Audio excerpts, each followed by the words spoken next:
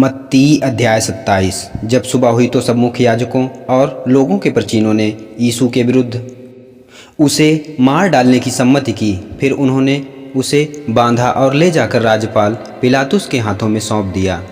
तब यहूदा ने, जिसने उसके साथ छल किया था, यह देखा कि यीशु दोषी ठहराया गया है, तो वह पछताया और चांदी के 30 टुकड़ों को मुख्य याजकों और प्रचीनों को यह कहकर लौटा दिया, मैंने निर्दोष के लहू का सौदा करके पाप किया है।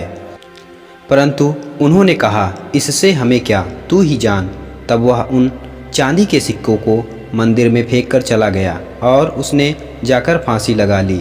तब मुख्य याजकों ने चांदी के उन सिक्कों को लेकर कहा, इन्हें मंदिर के कोष में रखना उचित नहीं, क्योंकि यह लहू का मूल्य है। और जिन्होंने आपस में सलाह की और उन पैसों से परदेशियों को दफनाने के लिए कुम्हार का खेत मोल लिया, इसी कारण से वह खेत आज भी लहू का खेत कहलाता है। तब वह वचन जो मीरिया नबी के द्वारा कहा गया था पूरा हुआ, जिन्होंने चांदी के 30 सिक्के लिए, अर्थात वह मूल्य जिसे इज़राइल की संतानों ने उसके लिए ठहराया था, और उन्होंने उसे कुम्हार के खेत के लिए दे दिया, जैसा कि प्रभु ने मुझे निर्देश दिया था। तब यीशु राज्यपाल के सामने खड़ा हुआ और राज्यपाल ने उससे पूछा, क्या तू यहूदियों का राजा है? तो यीशु ने उससे कहा, ठीक तू स्वयं ही कहता है। और जब मुख्य याजक तथा प्रचीन उस पर दोष लगा रहे थे, तो उसने कोई उत्तर नहीं दिया। तब पिलातुस ने उससे कहा, क्या तू नहीं सुनता? ये तेरे विरुद्ध कितनी बातों की गवाही दे रहे हैं। परंतु उसने उनको एक भी बात का उत्तर नहीं दिया। इससे राज्यपाल को बड़ा आश्चर्य हुआ। राज्यपाल की यह रीति थी कि पर्व के समय किसी एक बंदी को, जिसे लोग चाहते थे, छोड़ दिया करता था। और उस समय उनकी कैद में बरअब्बा नामक एक कुख्यात बंदी था। जब वे इकट्ठे हुए तो पिलातुस ने उससे कहा, तुम किसको चाहते हो कि मैं तुम्हारे लिए छोड़ दूं, बरअब्बा को या यीशु को, जो मसीह कहलाता है? क्योंकि वह जानता था कि जिन्होंने उसे ईर्ष्यावश पकड़वाया है। और जब वह न्याय आसन पर बैठा तो उसकी पत्नी ने उसे कहला भेजा, इस धर्मी मनुष्य के मामले में हाथ न डालना, क्योंकि आज रात को मैंने स्वप्न में उसके कारण बहुत दुख उठाया है। परंतु मुख्य याजकों और प्रचीनों ने भीड़ को भड़काया कि वे बरअब्बा को छोड़ने और यीशु को मार डालने की मांग करें। तब राज्यपाल ने उत्तर दिया, इन दोनों में से किसको चाहते हो कि मैं तुम्हारे लिए छोड़ दूं? उन्होंने कहा, बरअब्बा को। पिलातुस ने उससे कहा, फिर मैं यीशु का, जो मसीह कहलाता है, क्या करूं? उन सब ने कहा, वह क्रूस पर चढ़ाया जाए। उसने कहा, क्यों? उसने क्या बुराई की है? परंतु वे और भी अधिक चिल्लाकर कहने लगे, वह क्रूस पर चढ़ाया जाए। जब पिलातुस ने देखा कि मुझसे कुछ भी बन नहीं पड़ता, वरन दंगा भड़कने पर है, तो उसने पानी लिया और भीड़ के सामने अपने हाथ धोकर कहा, मैं इस मनुष्य के लहू से निर्दोष हूँ, तुम ही जानो। इस पर लोगों ने उत्तर दिया, इसका लहू हम पर और हमारी संतान पर हो। तब उसने बरअब्बा को तो उसके लिए छोड़ा, पर यीशु को कोड़े लगवाकर क्रूस पर चढ़ाए जाने के लिए सौंप दिया। तब राज्यपाल के सैनिक यीशु को प्रेटोरियम में ले गए और वहां उसके चारों ओर समस्त रोमी सैन्य दल को एकत्रित कर लिया। फिर उसके वस्त्र उतारकर उन्होंने उसे गाढ़े लाल रंग का चोंगा पहनाया और कांटों का मुकुट गूंथकर उन्होंने उसके सिर पर रखा और उसके दाहिने हाथ में सरकंडा दिया। फिर उसके आगे घुटने टेककर वे उसका उपहास करके कहने लगे, हे यहूदियों के राजा, तेरी जय हो। उन्होंने उस पर थूका और सरकंडा लेकर वे उसके सिर पर मारने लगे। उपहास करने के बाद उन्होंने उसका चोंगा उतारा और उसी के वस्त्र उसे पहना दिए और क्रूस पर चढ़ाने के लिए ले चले। जब वे बाहर निकल रहे थे तो उन्हें सिमोन नामक एक कुरैनी मिला। उन्होंने उसे बेगार में पकड़ा कि उसका क्रूस उठाकर ले चले।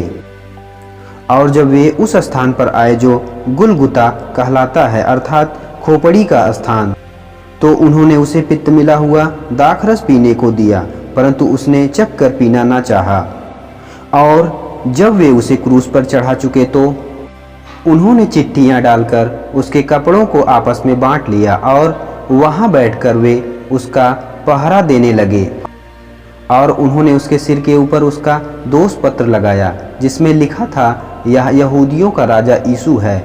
उस समय उन्होंने उसके साथ 2 डाकुओं को भी क्रूस पर चढ़ाया, एक को उसकी दाहिनी और दूसरे को उसकी बाईं ओर। वहाँ से आने जाने वाले उसकी निंदा कर रहे थे और सिर हिला हिलाकर कह रहे थे, हे मंदिर को ढाने वाले और 3 दिन में बनाने वाले, अपने आप को बचा। यदि तू परमेश्वर का पुत्र है तो क्रूस पर से उतर आ।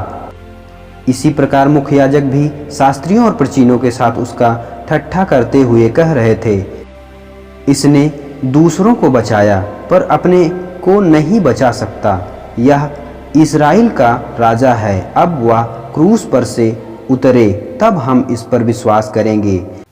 यह परमेश्वर का भरोसा रखता है, यदि वह इससे प्रसन्न है तो अभी छुड़ा ले, क्योंकि इसने कहा था, मैं परमेश्वर का पुत्र हूँ।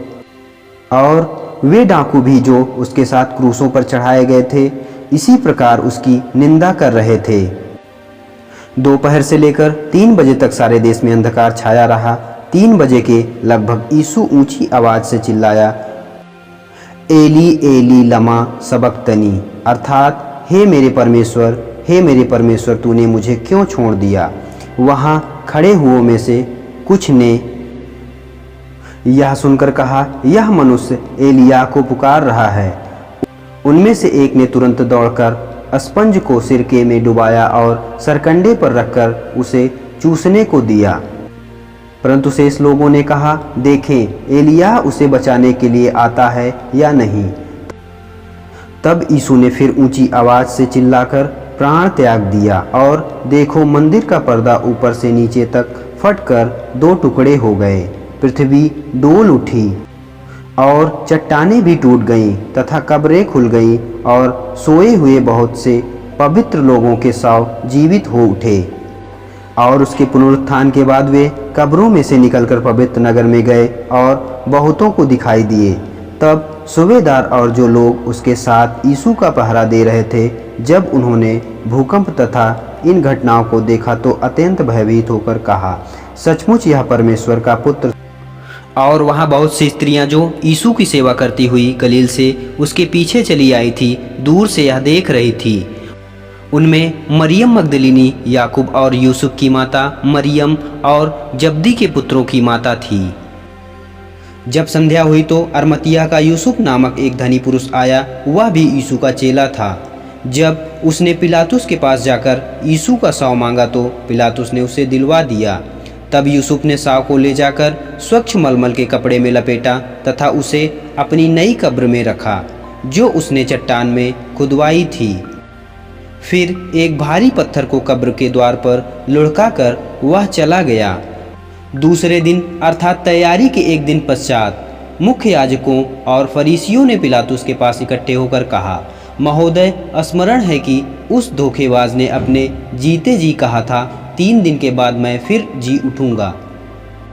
अतः आज्ञा दे कि तीसरे दिन तक कब्र की रक्षा की जाए, कहीं ऐसा ना हो कि चेले आकर शव को चुरा ले जाएं और लोगों से कहें वह मृतकों में से जी उठा है। तब पिछला धोखा पहले से भी बुरा होगा। पिलातुस ने उनसे कहा, तुम्हारे पास पहरेदार हैं, जाओ जैसा भी उसे सुरक्षित रख सको करो। अतः उन्होंने जाकर कब्र की रखवाली करवाई तथा पहरेदार बैठाकर पत्थर पर मुहर भी लगा दी।